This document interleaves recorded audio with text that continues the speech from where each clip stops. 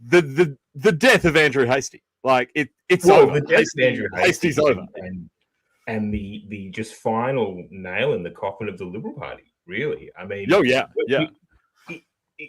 we did a stream a while ago, back when we sort of first started going to actually doing video streams, and we had a couple of guys like Barclay and Jordan jump on to sort of defend the Hastie wave, if you recall.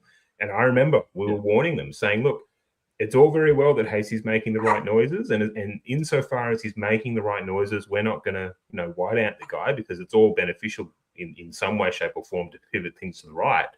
But at the end of the day, actions matter, and the concerns we were raising is that it's all talk, and when push comes to shove, they will just shut us down, right? And they will. Well, the funny thing is, and that's what happened. Is this wasn't even an action that was required. He could have just not shown up. Instead of just having a stomach problem or needing to go to the bathroom or something, he showed up, he voted for it, and then he cut a video written and authorized by Liberal HQ in the ACT where he's shilling the insane message that the Liberals have kind of workshopped around this. Like, it's a new bill. Like, we voted down the other bill, but this is like basically a different bill. Like, we got the original bill. It just so happens that this bill is basically the same with like one word changed, but it was gutted. And look, the cope that I'm hearing, and he's put out a video to try and simmer everyone down, is saying, oh, well, I did it because the bill included mass deportations, and we need that so we can deport the wrong people, and all that kind of stuff. He's not in government, dude. Hang on, you said you were going to vote against the legislation, so vote against it, right? Take a principled stand, then step back. If you become leader, announce a mass deportations plan, take it to an election, and I guarantee you'll win in a landslide, and you'll have a mandate. You don't. But this is the crazy thing. This is the crazy thing. Kill all conservatives legislation because in it it says, but we'll give you an Australian flag. So Tony Burke has deported precisely 0 Islamic extremists, right? So he has no record of doing this. He's shown no desire to. In fact, he was on ABC Today with Patricia Cavalis, whatever her name is, where he was basically running public relations for ISIS by saying, the terrorists really like it when I call them Islamic extremists, so I'm not going to call them that. I'm just going to call them nothing. That clip is insane. Find that clip if you want to beat your head against a wall. But that's Tony Burke, right? He's not going to use this to deport anyone, right? So this idea, like Andrew Hastie and all the other right-wingers in Canberra have to support this bill because there's like an edge case scenario where Tony Burke deports one guy. Like, here's an idea. Why don't you get elected and then you pass new laws that do the things you want to do instead of this 4D chess? Like, fucking Drew Pavley's out on today, like doing the 4D chess. Like, oh no, this is actually really good because when we get in, we can use these laws to deport everyone. Yeah. But you're not going to get in if you're in prison.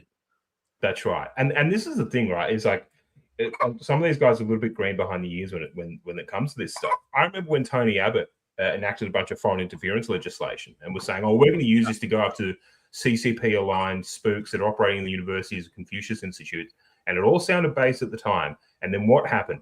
The relevant department used it to go after Tony Abbott for attending CPAC. Yeah, right. Like, you're not just dealing with Labor politicians and left-wing politicians that control the arms of government. You're dealing with unelected bureaucrats who hate everyone who's to the right of Tony Burke, and which includes most of the guys in the security agencies, clearly. Exactly, and they will use that legislation to crush you.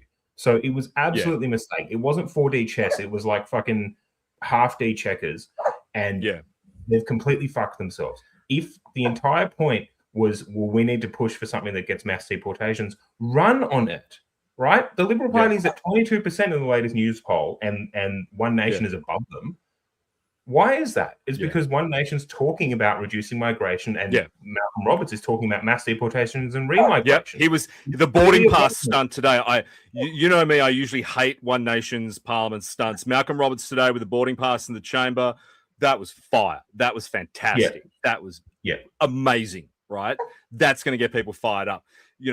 whatever the hell the Liberals thought they were doing is going to fail. One Nation are being pretty smart on this. Look, I mean, it would be cooler if they were a bit more aggressive on it, but I mean, look, they've got to 23% by doing nothing, and I'm calling it right now. I think I can't remember if I actually posted it earlier. I mean, I posted this exact poll result a month ago, right?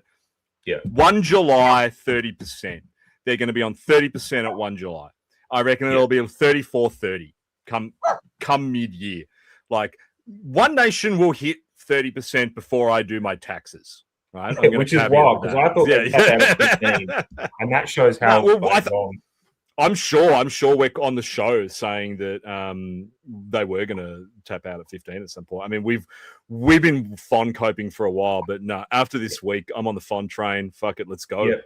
Right? Yeah. The Australian public's decided. They decided for us. All our fucking around and going, maybe we can start a party, there'll be an organic movement. Like, nah, random guys in stubby shorts and bad attitudes have made that decision for us. The decision's One Nation. That's the avatar for the future of the Australian right, and we just have to get on board with it.